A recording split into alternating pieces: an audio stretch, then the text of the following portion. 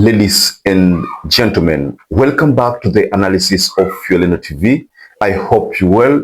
From wherever you're watching this channel, IEBC Chair Erastus Ethekon has been threatening that he's not going to authorize elections in Kenya if the environment continues to be unconducive.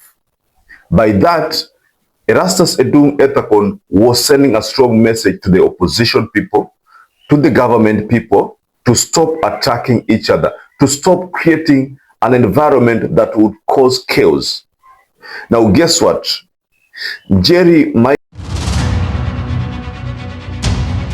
Maina decided to respond to IEBC chair, and her words are very simple. Quit if you cannot conduct elections. That's what Njeri Maina has told Erastus Ethekon. And I'm going to take you through this message that is very brief, but well calculated. It's very simple. And Erastus Ethekon is being asked to just quit. I mean, who would have expected that someone like Njeri Maina would tell the IEBC chair to quit? Now, let me take you through the message, details of this message. Wewe Ethekon, you can step down, bwana. You people think Kenyans are idiots. We all know you are testing waters to postpone the elections next year. Do not test the patience and resolve of the Kenyan people. If anything, you are not the only human being on earth who can chair IEBC. So this, ladies and gentlemen, is a message from Njeri Maina. And she's telling IEBC chair, you're not the only person. In fact, in the panel of the interviewees, there were so many other people who are very competent, but you were picked to be the one to chair the IEBC. So you're not special. The message, ladies and gentlemen, is that Erastus Ethekon is not special, that someone else can actually, conduct the elections, ladies and gentlemen. I want us to look at why Erastus Ethekon is being attacked. Let me narrow down to the message that Erastus posted previously. And he said, I would like to state clearly that IEBC cannot hold elections in a toxic environment. IEBC cannot hold elections in an environment that's full of incitement, division, violence, chaos, and anarchy. Do you think this message was going to sit well with people like Njeri Maina? Because they have been suspecting Erastus Ethekon all along, that maybe Erastus Ethekon is only there to fulfill the interests of the government. Let me be honest, the opposition people don't trust in the IEBC chair. They don't.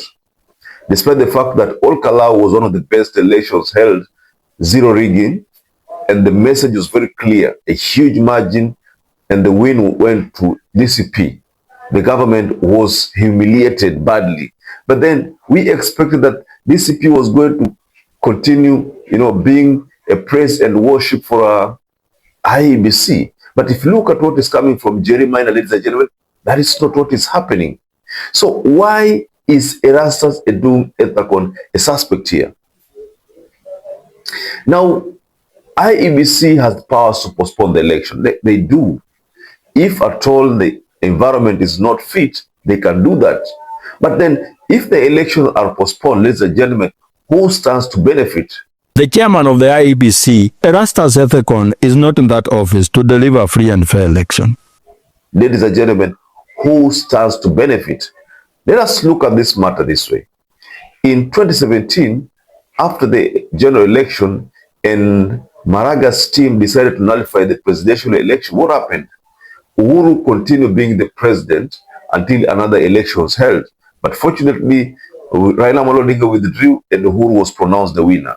Now, let's focus on this scenario. If elections are postponed, if Erastus Ethekon makes true his threat of postponing elections, if he does that, then it means people will have to face another extension of William Ruto's presidency.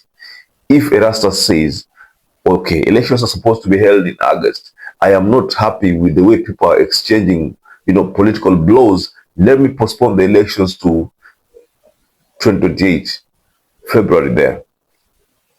Now that means Ruto is going to serve for August, September, October, November, January, and then 6 months, February there. That will be an additional period and it will be to the advantage of William Ruto. Then Ruto shall have served for 5 years and 6 months. Now, if elections are held February, then that will be the beginning of another person's term. So if this happens, then the person is going to benefit the most is William Samoei Ruto. Now, I want to take you through some reactions. People have reacted to what Njeri Maina, as Njeri Maina said. Let me just take you through about 5 reactions. Someone by the name Samson says, actually, there should be a law stating that elections cannot be held in a toxic environment where the peace of Kenyans is directly threatened. The other day, we saw Gachagua allegedly trying to mobilize Mungiki goons. Why hold elections if the outcome could lead to the loss of lives? Dennis Itumbi commentary says, it is you who should step down then, not Ethekon.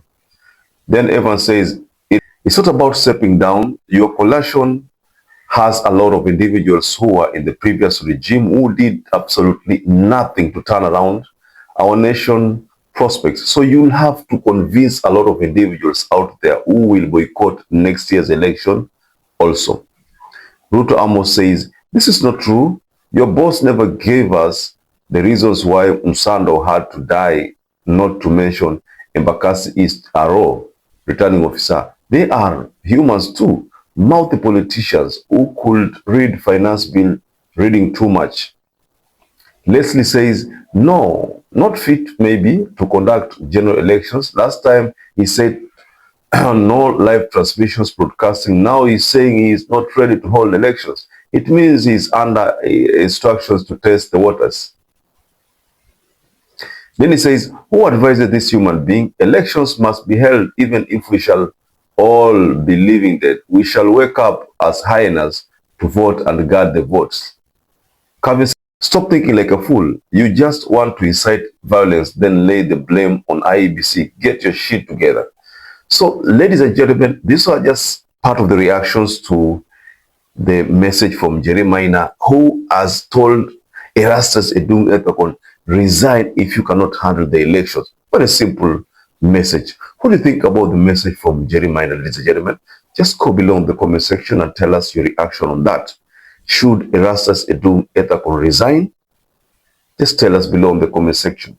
So perhaps if you're watching this video and you're not subscribed, take 1 second and subscribe, like this video. Until you catch up again, stay safe and stay blessed.